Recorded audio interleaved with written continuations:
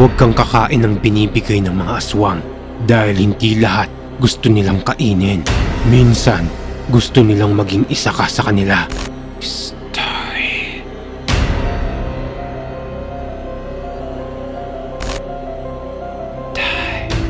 Ako pala si Princess Joy at nakatira po ako sa Victoria City, Negros Occidental. Meron kaming kapitbahay na kaibigan ng mama ko, si Ate Maita. Isang araw, sinamahan ko siya na pumunta ng palengke para mamili ng mga paninda niya dahil meron silang sari-sari store. Sumakay kami ng tricycle para makapunta doon mula sa bahay namin. Pagdating namin ng palengke, agad kaming namili. Pero habang namimili si Ate Maita, may biglang lumapit sa aming matandang babae at nag-alok sa amin yon ng libreng EVOS. Ito yung kakanin na may kalamay. Sabi sa amin ng matanda, libre lang daw yon.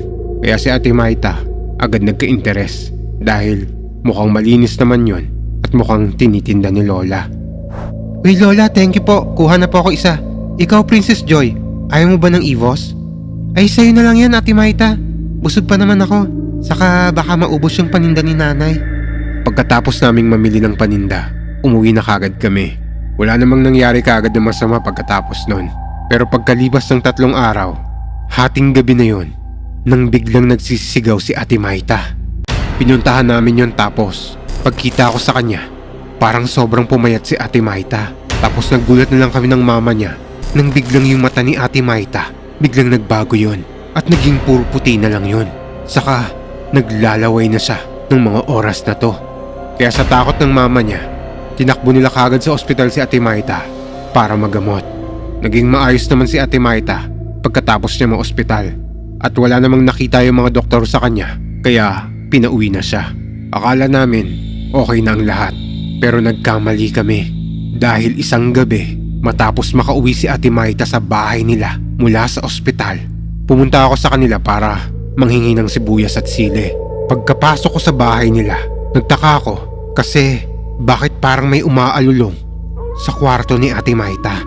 Kaya nagdahan-dahan ako para puntahan yon. Pagkabukas ko ng pintuan niya, nagulat ako kasi nakita ko nakatuwad si Ate Maita na parang aso. Kaya sa gulat ko, napasigaw ako. Kaagad naman pumunta yung mga tao sa kanila sa akin at nakita din nila si Ate Maita na nakatuwad na parang aso at parang gusto nun mangagat. Tinalian kagad nila si Ate Maita dahil parang magwawala yun. Matapos ang pangyayaring to, nagpapunta kagad sila ng albularyo sa bahay nila para mapatingin si Ate Maita. Ang sabi na lang ng albularyo, mukhang nayanggaw siya. Malapit na siyang maging aswang.